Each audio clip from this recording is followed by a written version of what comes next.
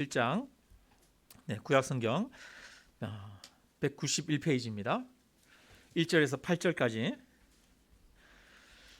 우리가 함께 읽겠습니다. 27장 1절에서 8절입니다. 같이 읽습니다.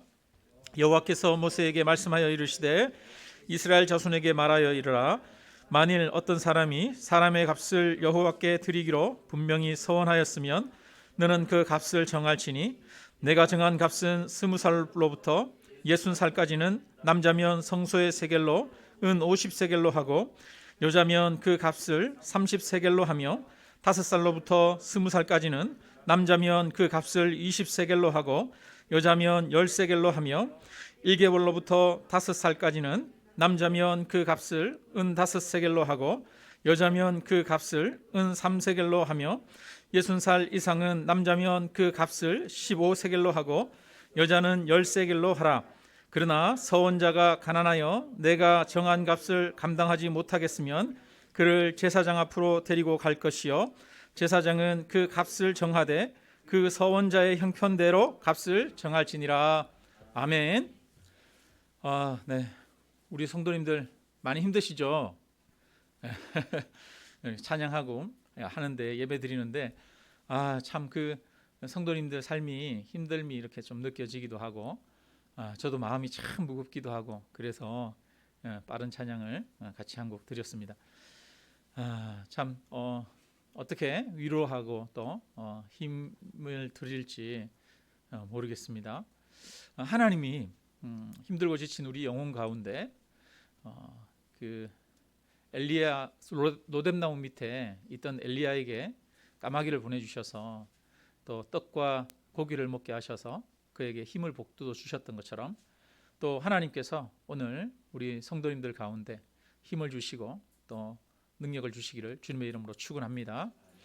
하나님 안에 우리에게 참된 능력이 있고 힘이 있는 줄로 믿습니다. 근데 이제 오늘 제가 본문 말씀을 이렇게 지난주에도 레위기하고 이번 주에도 이제 레위기를 이렇게 했는데요. 최근에 우리가 그 큐티 책이 그 본문이 레위기여서 레위기를 마치고 이제 민수기, 신명기 이렇게 넘어가려고 하는데, 근데 레위기 오늘 말씀을 하면서 참 이게 본문이 헌신에 대한 이야기거든요. 그래서 우리 성도님들 그렇지 않아도 삶이 지치고 힘든데 헌신에 대한 이야기를 통해서 이게 말씀의 은혜가 되고 힘이 돼야 되는데 이게 오히려 더 부담되고 힘드는 그런 말씀이 아닐까, 그런 염려가 되기도 하고 걱정이 되기도 합니다. 근데 정말 우리가 하나님 말씀 앞에 딱 서는 것이 사실은 우리에게 능력이 되고 힘이 됩니다. 우리가 어렵고 힘들 때 우리에게 능력이 되고 힘이 되는 것은 하나님의 말씀인 것 같습니다.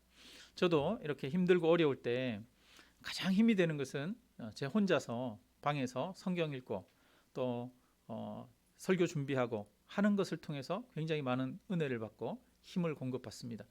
결국 우리가 회복되는 것은 물론 때로는 우리에게 쉼도 필요하고 많은 것들이 필요한데 그 중에 가장 중요한 것은 하나님의 말씀 통해서 언약을 통해서 우리가 힘을 얻는다는 것입니다.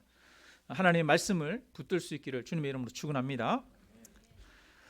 오늘 이제 그 레위기 27장 말씀은 예물에 대한 그런 말씀을 하고 있는데요.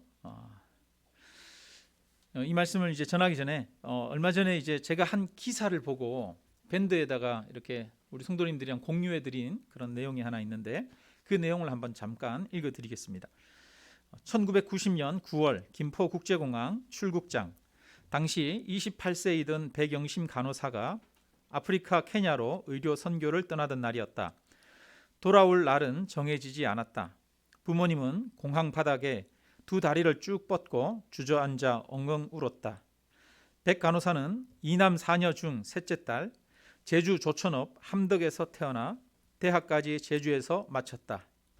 자식을 육지로 내놓는 일만 해도 조마조마했는데 그 귀한 셋째 딸이 결혼도 하지 않은 채 아프리카로 간다니, 백 간호사를 아프리카로 파송했던 교회조차도 그가 금방 돌아올 줄 알았다. 처음엔 정식 선교사 월급 대신 교회 청년들이 모아준 36만 원과 병원 퇴직금을 가지고 떠났다. 하지만 백 간호사는 아프리카에서 30년을 시스터 백으로 살았다. 시스터 백은 현지 사람들이 그를 부르는 애칭. 그는 케냐에서 4년, 나머지 세월은 아프리카 중에서도 최빈국이라는 말라위에서 보냈다. 자기 월급을 쪼개고 아껴 말라위에 유치원, 초등학교, 진료소를 지었고 200병상 규모의 최신식 종합병원인 대양 누가병원과 간호대학 설립도 주도했다. 이 공로를 인정받아 백 간호사는 2012년 이태석상, 2013년 나이팅게일 기장, 2015년 호암상, 2020년 성천상을 받았다. 족적 깊은 사회봉사 성과에도 언론 인터뷰는 극히 드문데 작년 성천상 수상 전 기자가 인터뷰를 요청하자 저는 그럴 만한 사람이 아니라고 말했다. 상으로 받은 4억 원 아프리카로 보내고 그녀의 인터뷰 복장은 국제 구호품 시장에서 1달러 주고 산 남방과 면바지였다. 그 백영심 간호사라고 하는 분이 선교사로 아프리카에서 활동하고 있는 그런 내용들에 대해서 잠깐 쓴 그런 내용이었습니다. 참 감동이 되는 그런 이야기입니다. 여러분, 우리가 이런 모습을 보면 참 숭고한 삶이다, 아름다운 삶이다, 이런 것들을 느끼게 됩니다. 2019년도에 보니까 우리나라에서 해외 선교사로 파송 가서 사역하고 있는 사람이 2만 8천 명이라고 합니다. 전 세계 171개국에 선교사로 파송되어 있습니다. 지금도 수많은 선교사님들이 가난하고 불편하고 생명이 위험하고 고생스러운 곳에서 하나님을 섬기고 사람들을 섬기고 있습니다. 자신의 삶을 들여 이렇게 헌신하고 있습니다. 우리는 그 헌신의 모습을 보면서 참 아름답다 이런 생각들을 하게 됩니다. 우리는 자신의 유익을 내려놓고 다른 사람들을 위해서 하나님을 위해 헌신하는 사람들을 보면서 숭고함을 느낍니다. 근데 제가 아는 분 중에 가까운 분인데 우리 교회 분들 아니고요, 성도님 아니고 일가 친척 중에 어떤 분 따님에 대해서 자랑을 하는데 따님이 간호사거든요. 큰 병원 간호사인데 이 백영심 간호사 이야기를 들으면서 그분이 생각이 나더라고요. 그 따님이 이제 나이가 좀 한 40대죠. 근데 그 이제 딸이 병원에 오랫동안 있으니까 연봉이 꽤 되나 봐요. 그러면서 딸도 돈을 잘 벌고 사위도 돈을 잘 번다고 그러면서 저한테 자랑을 하는데 뭐라고 그러냐면 동탄에다가 오피스텔을 샀다, 집을 샀다 이런 이야기를 하면서 저를 만날 때마다 그런 자랑을 이렇게 하시더라고요.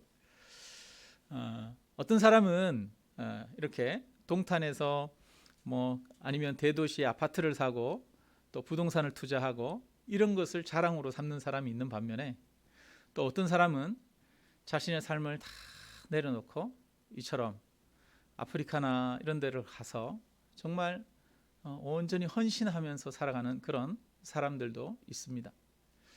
근데 저는 이렇게 자신을 들여서 다양한 모습으로 헌신하는 그 모습이야말로 진정 아름다운 삶이다라고 생각합니다. 오늘은 자신을 들여서 헌신하는 것에 대해서 레위기 말씀을 통해서 함께 살펴보려고 합니다.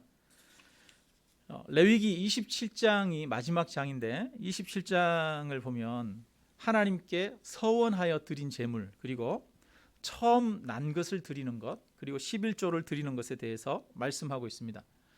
근데 이렇게 문맥 흐름을 전체적으로 볼 때 27장은 좀 내용이 툭 튀어나와 있어요. 그래서 학자들은 이 레위기가 26장에서 끝나는 것이 내용상 더 깔끔하다. 27장의 내용은 전혀 생뚱맞은 그런 내용이 튀어나오는 거다. 이런 이야기를 합니다. 레위기 26장에 나오는 내용이 하나님의 계명을 지키면 상을 주시고 또 하나님을 떠나면 벌을 주신다는 그런 내용이거든요. 그래서 거기에서 딱 끝나는 게 좋은데 27장이 전혀 다른 예물에 대한 얘기가 있으니까 22장에 보면 그 제물에 대한 이야기가 나오는데 22장 그 뒤에 그 27장이 들어가는 게 맞다, 이런 이야기를 하기도 합니다. 그래서 어떤 학자들은 27장은 26장까지 다 쓰여진 이후에 나중에 추가한 본문이다, 이런 식으로 이제 주장하는 사람들도 있습니다. 그러나 우리는 지금 우리에게 주어진 성경을 통해서 하나님의 뜻이 무엇일까, 그것을 한번 생각해 볼 필요가 있어요. 근데 이 레위기를 보면 1장에 나오는 내용, 1장부터 7장에 나오는 내용이 뭐냐면 제물에 대한 이야기입니다. 레위기 1장 2절에 보면 이렇게 말합니다. 이스라엘 자손에게 말하여 이르라. 너희 중에 누구든지 여호와께 예물을 드리려거든 가축 중에서 소나 양으로 예물을 드릴지니라, 이렇게 말해요. 그러니까 레위기 가장 앞부분에 나오는 게 하나님 앞에 드리는 제사에 대한 이야기인데 1장부터 7장까지 제사와 그때 드리는 제물에 대해서 이야기를 하고 있어요. 그리고 마지막 장에 보면 27장에 하나님 앞에 서원하여 드리는 것, 그 다음에 첫째를 드리는 것, 11조 드리는 것을 이야기를 하고 있어요. 그러니까 1장과 마지막 장, 서론과 결론이 연결이 된다는 겁니다. 서론과 결론이 같은 것, 연결이 되는 것, 이거를 수미쌍관법이라고 얘기를 하거든요. 앞과 끝이 같은 거예요. 그래서 이것을 통해서 전체 내용을 강조를 하는 거죠. 가장 앞부분에 무슨 얘기가 나오느냐? 제물에 대한 얘기, 예물에 대한 얘기가 나오고, 가장 뒷부분에 뭐가 나오느냐? 하나님에 대해서 드리는 예물에 대한 이야기가 나온다는 겁니다.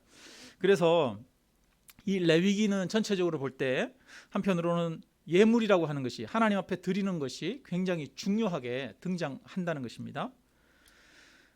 그러면 지난주에 제가 이 레위기 주제에 대해서 거룩이라고 말씀드렸어요. 레위기 곳곳에 너희는 거룩하라 라고 그렇게 말씀하고 있습니다. 내가 거룩하니 너희도 거룩하라, 이렇게 말하죠. 그러면 이 내가 거룩하니 너희도 거룩하라 라고 하는 것과 거룩과 하나님 앞에 드리는 이 예물, 제물이 무슨 상관관계가 있는지 한번 우리가 생각해 볼 필요가 있겠습니다. 레위기 2장 3절에 보니까 이렇게 말합니다. 그 소제물에 남은 것은 아론과 그의 자손에게 돌릴지니 이는 여호와의 화제물 중에 지극히 거룩한 것이니라, 이렇게 말해요. 여기에 보니까 지극히 거룩하다라고 표현합니다. 레위기 앞부분에 보면 지극히 거룩하다, 지극히 거룩하다, 이런 표현이 굉장히 많이 등장하고 있어요. 그런데 여기에 나오는 지극히 거룩한 것은 하나님 앞에 드려진 제물들을 지극히 거룩하다라고 표현하고 있는 것입니다. 레위기 오늘 우리가 읽었던 27장에도 보면 똑같은 표현이 등장하는데요. 27장 28절 우리가 같이 한번 읽어보겠습니다. 27장 28절 같이 있습니다. 어떤 사람이 자기 소유 중에서 오직 여호와께 온전히 바친 모든 것은 사람이든지 가축이든지 기업에 바치든지 팔지도 못하고 무르지도 못하나니 바친 것은 다 여호와께 지극히 거룩함이며, 여기 보니까 지극히 거룩하다라고 하는 표현이 또 등장하는데 어떤 것이 지극히 거룩하냐? 바로 하나님께 바친 것들이 거룩하다라고 이야기합니다. 그것은 하나님께 바쳤으므로, 하나님의 것이 되었으므로 거룩한 것입니다. 원래 거룩하신 분은 하나님 한 분뿐입니다. 근데 그 하나님의 소유되고 그 하나님께 가까이에 있는 것들은 거룩한 것이 되는 것입니다. 그래서 하나님께 드려진 성전도 거룩하고 제단도 거룩해지는 것입니다.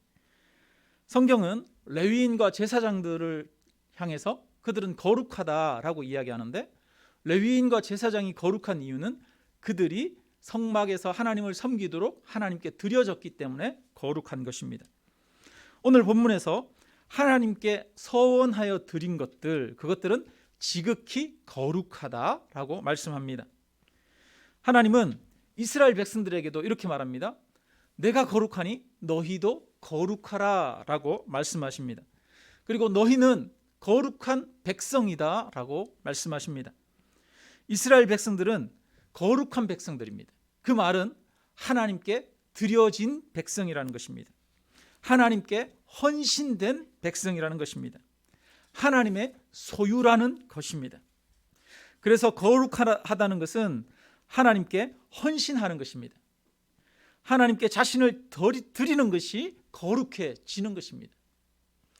아까 말씀드렸다시피 백영심 그 선교사님이 자신을 하나님 앞에 드려서 아프리카에서 온전히 헌신하면서 사는 그 삶을 보면서 우리는 거룩하고 숭고하다는 그런 느낌을 가지게 됩니다. 하나님께 드려졌기 때문에, 다른 사람들을 위해서 자신의 삶이 드려졌기 때문에 그 삶이 아름답고 거룩한 것입니다. 바울은 로마서 12장에 이렇게 말합니다. 그러므로 형제들아, 내가 하나님의 모든 자비하심으로 너희를 권하노니 너희 몸을 하나님이 기뻐하시는 거룩한 산 제물로 드리라, 이렇게 말합니다. 이는 너희가 드릴 영적 예배니라. 우리 자신은 살아있는 사람입니다. 그런데 살아있는 우리가 산 제물입니다. 살아있는 제물입니다. 하나님 앞에 드려진 자는 거룩한 산 제물이 되어지는 것입니다. 그래서 이제 우리가 살아도 주를 위하여 살고 죽어도 주를 위하여 죽나니 그러므로 사나 죽으나 우리가 주의 것이로다, 이렇게 말씀합니다. 이것은 바울의 고백일 뿐 아니라 우리의 고백입니다. 우리는 이제 하나님의 자녀가 되었습니다. 하나님의 백성이 되었습니다. 그것은 우리가 사나 죽으나 하나님의 것이 되었다는 것입니다. 거룩하다고 하는 것은 하나님의 것이 되는 겁니다. 하나님께 헌신되고 하나님께 자신을 드리는 것입니다. 우리가 하나님께 헌신되고 드려진 거룩한 백성이 되시기를 주님의 이름으로 축원합니다. 여러분, 하나님은 우리의 헌신을 원하십니다. 그런데 사실 우리는 그 헌신이 부담스럽습니다. 때로는 우리가 하는 헌신들이 너무 지치고 힘들 때가 있습니다.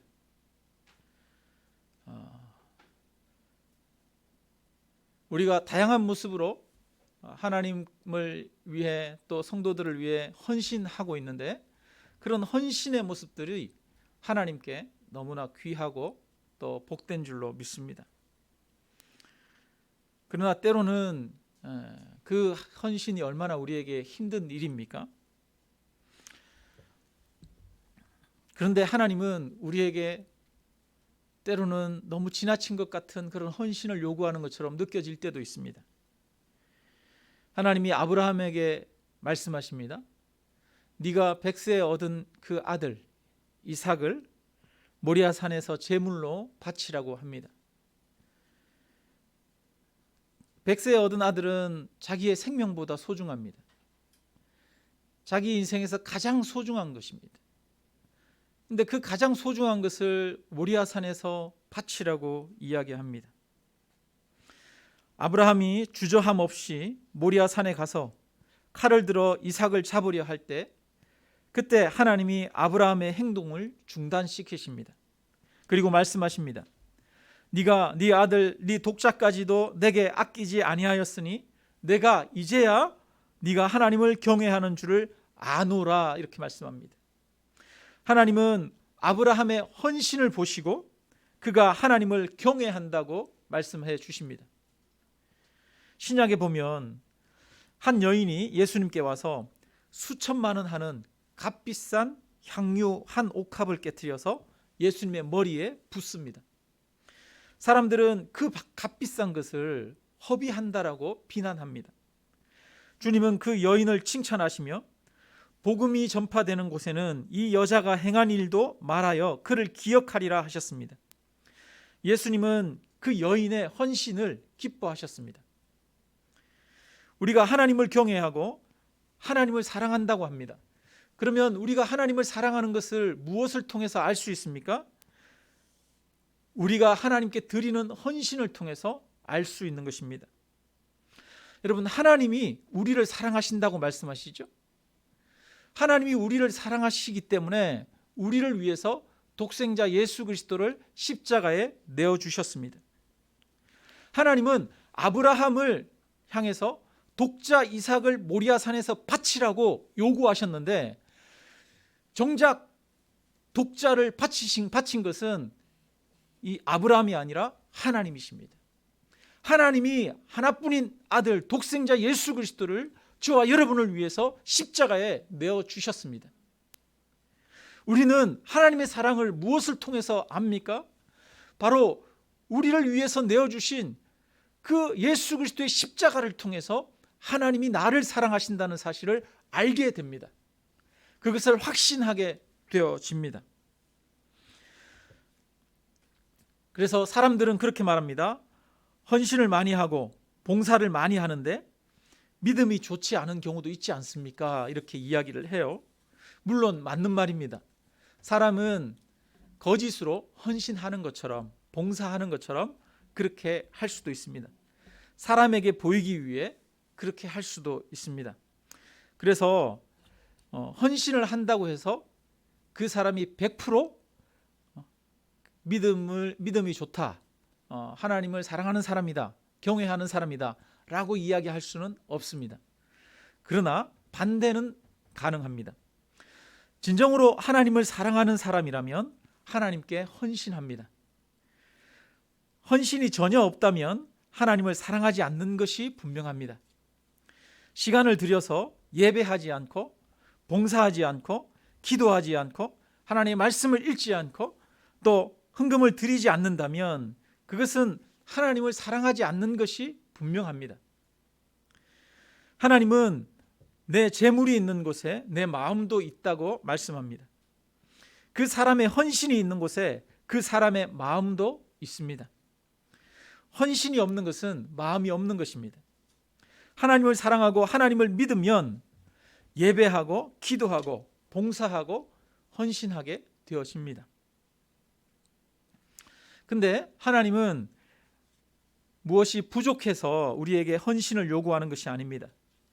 그 헌신을 통해서 우리를 축복하기 위해 요구하시는 것입니다. 오늘 본문에 보니까 자신을 드리고 싶은 사람은 그 나이에 맞게 값을 정하라고 하는 그 내용이 나오는데요. 어른 남자들의 값이 50세겔이라 얘기를 합니다. 50세겔이면 한 세겔이 한 달이나 조금 더 긴 기간의 그런 임금이라고 볼 수 있어요. 그러니까 보통 보니까 사사기에 보면 레위인이 한 개인의 집에 들어가 가지고 거기에서 이제 그 집을 섬기는데 1년 임금이 10세겔입니다. 10세겔. 그러니까 50세겔은 5년치 임금에 해당이 되는 거예요. 그러니까 5년치 연봉을 하나님 앞에 헌신하여 드리라라고 이야기합니다. 이거는 모든 사람에게 해당되는 것이 아닙니다. 서원하는 자, 그러니까 이스라엘 백성들 중에 레위나 아니면 제사장들만, 레위인들만 하나님 앞에 자신을 드리는 것이 아닙니다. 이스라엘 백성들 중에 누구든지 나도 내 인생을 하나님 앞에 드리고 싶어, 내 인생을 하나님 앞에 헌신하고 싶어, 이런 사람이 있으면 그 자기 나이에 따라서 값을 매겨서 그 값으로 하나님 앞에 드리라고 이야기합니다. 그래서 20세에서 60세 남자의 정해진 값이 50세겔이라는 거예요. 그러니까 5년치 연봉이라고 하는 것입니다. 굉장히 많은 금액이죠. 그런데 드릴 것이 없는 사람은 제사장에게 가서 그가 드릴 수 있는 값을 정하라라고 이야기합니다. 그러니까 누구나 자기에게 맞게 헌신할 수 있습니다. 가난한 사람은 가난한 사람에 맞게 헌신할 수 있습니다. 예수님은 그 두 렙돈, 동전, 작은 동전을 성전에 헌금하는 과부를 보고, 가난한 그 과부를 보고 그가 다른 모든 사람들보다 가장 많은 것을 하나님께 드렸다라고 말씀하십니다. 이처럼 객관적인 물질의 양의 많고 적음을 떠나 우리 각자가 드릴 수 있는 헌신을 드리는 것을 하나님은 기뻐하십니다. 여기 보니까 값을 정한다고 그러는데, 여러분, 값을 정한다는 말은 돈을 드린다는 거예요. 근데 여러분, 우리는 참 우리 인생에 있어서 돈이 얼마나 중요합니까? 정말 돈 중요하죠. 근데 보니까 이때도 이때는 자본주의 시대가 아니잖아요. 그런데도 돈이나 물질이 그렇게 중요하고 그랬나 봐요. 사실 우리는 재물이 없이는, 돈이 없이는 살아갈 수가 없습니다. 그래서 사람들은 돈 때문에 살아가죠. 돈을 벌기 위해서 살아가고 돈을 쓰는 재미로 살아가기도 합니다. 돈이 있으면 울고 돈이 없으면 울고 돈이 있으면 웃습니다. 돈 때문에 웃고 우는 인생이죠. 가만히 보면 돈 때문에 싸우기도 하고 돈 때문에 관계가 회복되기도 합니다. 그래서 우리 인생을 가만히 보면 돈이 인생을 지배하는 것 같습니다. 이 땅에 수없이 많은 사람들이, 대부분의 사람들이 돈의 영향 아래 살아갑니다. 우리들도 그 영향 아래에서 살아갈 수밖에 없습니다. 근데 많은 사람들은 그 돈의 영향 아래에서 살 뿐 아니라 돈의 노예로 살아갑니다. 평생 돈을 쫓아서 살아가고 죽을 때까지 돈을 쫓다가 죽는 사람들도 많이 있습니다. 우리는 그 돈의 노예 상태에서 벗어나야 합니다. 진정으로 복된 삶은 돈의 노예로 사는 것이 아니라 돈의 노예에서 벗어나서 살아가는 것이 진정으로 복된 삶입니다. 그러면 어떻게 우리는 돈의 노예에서 벗어날 수 있습니까? 그것은 하나님께 드리는 것을 통해서 돈의 노예에서 벗어나는 것입니다. 헌신은 돈보다 하나님이 더 중요하다는 고백입니다. 아브라함은 이삭을 바침으로써 하나님을 경외한다는 것을 증명했습니다. 마찬가지로 우리도 하나님 앞에 우리의 재물을 내려놓음으로써 하나님을 경외한다는 것을 증명하게 되어집니다. 돈보다 하나님이 우리에게 더 중요해야 합니다. 우리는 돈이 하나님 앞에 무릎 꿇고 엎드리게 해야 합니다. 돈이 더 이상 나의 주인이 아니라 하나님이 나의 주인이 되도록 해야 합니다. 초등학교 1학년 아이가 부모님의 이제 생일이라고 부모님께 선물을 사왔어요. 그래서 1,000원짜리 인형을 하나 사왔는데 그 1,000원짜리 인형은 사실은 이 초등학교 1학년 아이가 갖고 싶은 거예요. 근데 자기가 갖고 싶은 그 선물을 엄마도 좋아할 줄로 알고 엄마에게도 필요한 거라고 생각하고 엄마에게 사왔어요. 그러면 그 아이가 사온 인형이 엄마에게는 아무 필요가 없죠. 그런데도 엄마는 그것을 기쁘게 받습니다. 왜 그렇습니까? 그 아이의 마음을 받는 것이죠. 마찬가지로 하나님께 드리려고 하는 그 마음이 하나님을 기쁘시게 하는 겁니다. 그리고 그 마음이 자녀를 복되게 합니다. 하나님은 무엇이 부족해서 우리에게 헌신을 요구하시는 것이 아닙니다. 우리의 헌신이 있을 때 생명의 주인이신 하나님을 섬기는 복된 사람이 되기 때문입니다. 하나님을 섬기는 사람이 하나님으로부터 복을 누리게 됩니다. 하나님은 우상을 섬기는 자들을 징계하십니다. 그런데 이 세상에서 가장 강력한 우상이 돈이라고 말씀합니다. 우리가 하나님의 복을 누리기 위해서는 우리가 섬기는 그 돈이 하나님 앞에 무릎을 꿇도록 해야 합니다. 우리는 작은 것에서부터 하나님께 감사와 기쁨으로 드리는 헌신을 배우고 훈련해야 합니다. 어떤 집에 이렇게 갔더니 할아버지 할머니 생신 때 그 손자들이 손에 이렇게 손편지를 다 써가지고 와서 차례대로 할아버지 앞에 이렇게 읽어 드리더라고요. 그러면서 또 이 손자 손녀들이 자기 용돈이나 이런 것들을 깨뜨려 가지고 그걸로 할아버지 선물 조그마한 것씩 하나 사가지고 이렇게 와서 할아버지한테 드리는 그런 모습을 본 적이 있어요. 그걸 보면 참 아름답다, 참 좋다 이런 생각이 들더라고요.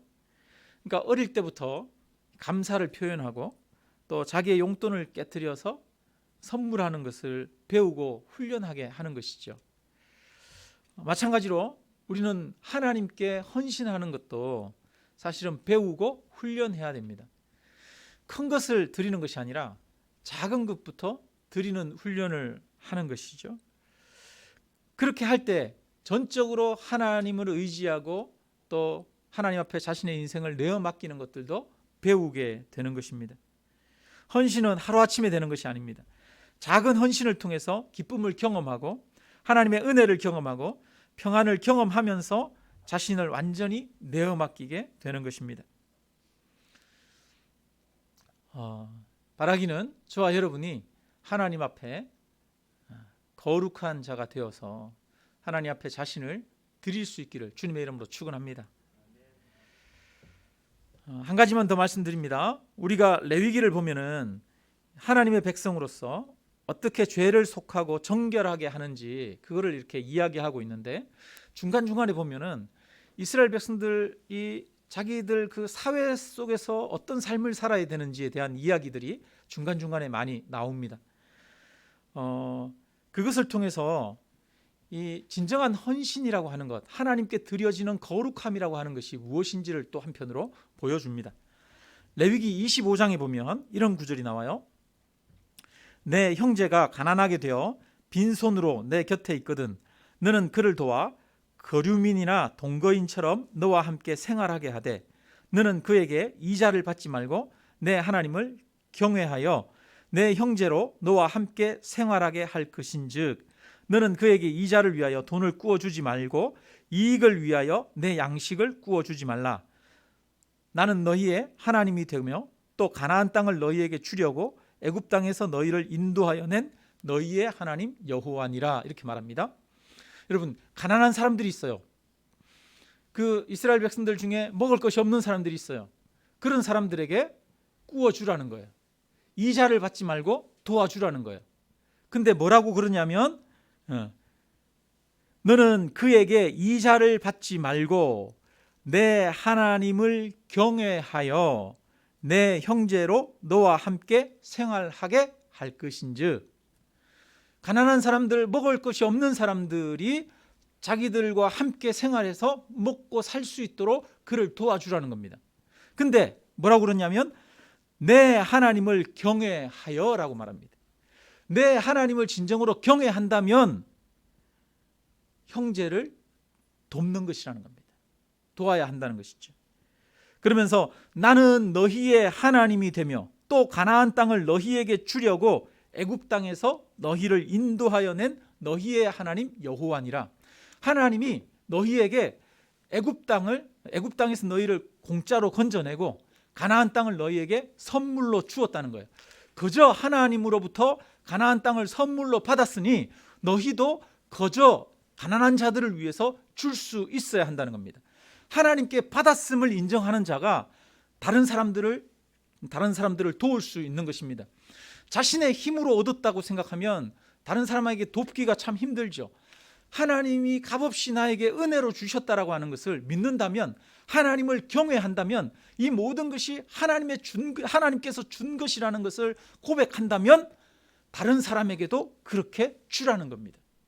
이것이 하나님을 경외하는 것입니다.